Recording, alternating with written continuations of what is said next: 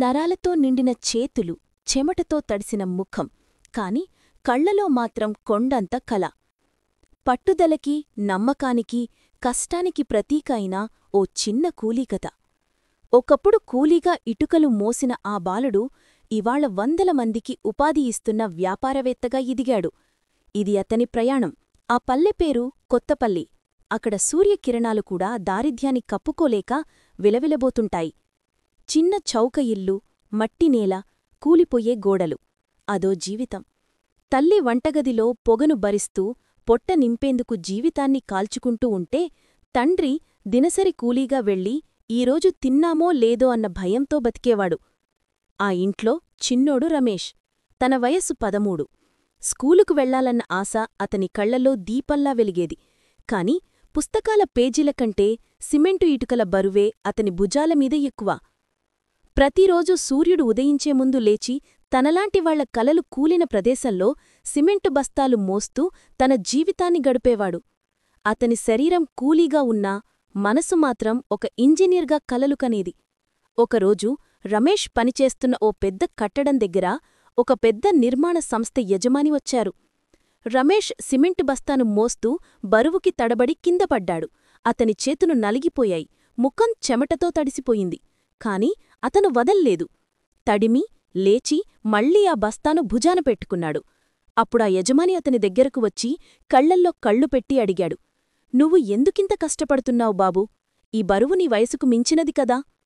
రమేష్ చిరునవ్వుతో అన్నాడు. ఆ నవ్వులో కష్టం లేదు, నిబ్బరముంది.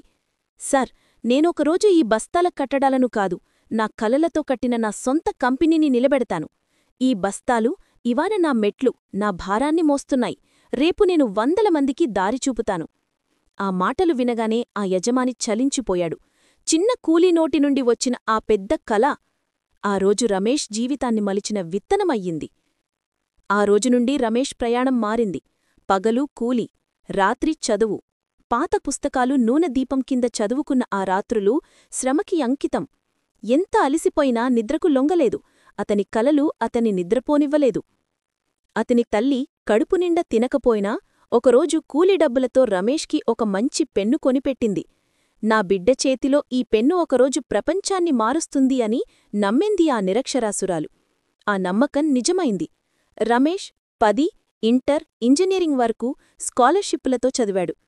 పనిచేస్తూ చదివి ఒక్క అడుగు కూడా వెనక్కి వెయ్యలేదు. కాలేజ్లో టాపర్గా ఉన్నా వేసవి సెలవుల్లో మళ్లీ ఇటుకల బరువు మోశాడు. తన లక్ష్యం మీద పట్టువదల్లేదు. ఇంజనీరింగ్ పూర్తయ్యాక చిన్న కాంట్రాక్టు వర్కులు మొదలుపెట్టాడు. అతని యజమానిలా కాక ఓ కూలీగా మెలిగాడు. ప్రతి ప్రాజెక్ట్లో తన చేతితోనే కూలీలతో కలిసి పనిచేశాడు. వారు అతన్ని రమేషన్నా అని పిలిచేవారు, యజమాని అని కాదు, కుటుంబ సభ్యునిగా. అతని నిజాయితీ, కష్టపడి పనిచేసే తత్వం, ఇచ్చిన మాట నిలబెట్టుకునే గుణం తరచుగా పెద్ద కాంట్రాక్టర్ల దృష్టిని ఆకర్షించాయి. ఒకరోజు అతని కంపెనీకి 5 కోట్ల ప్రాజెక్టు వచ్చింది. ఆ రోజు కూడా రమేష్ దగ్గర ఇంకా పాత సైకిలు మాత్రమే ఉంది.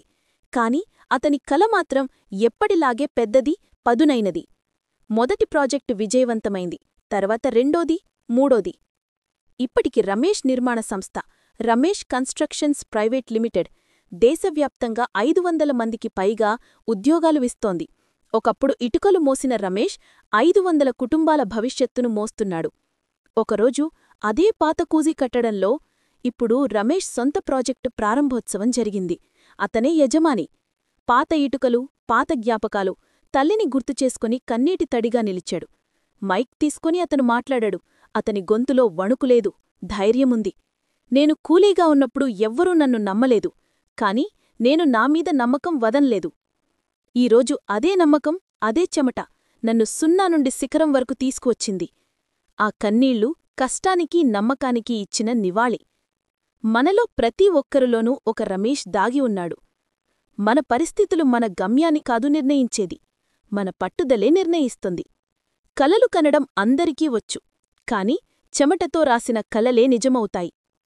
మీరు ఏ స్థితిలో ఉన్నా, ఎక్కడ నుండి మొదలుపెట్టినా ఎప్పుడూ గుర్తుంచుకోండి, 0 నుండి మొదలుపెట్టిన వాళ్లే ఆకాశాన్ని తాకే నిజమైన శిఖరాలు చేరుతారు. మీ పట్టుదలే మీ పెట్టుబడి.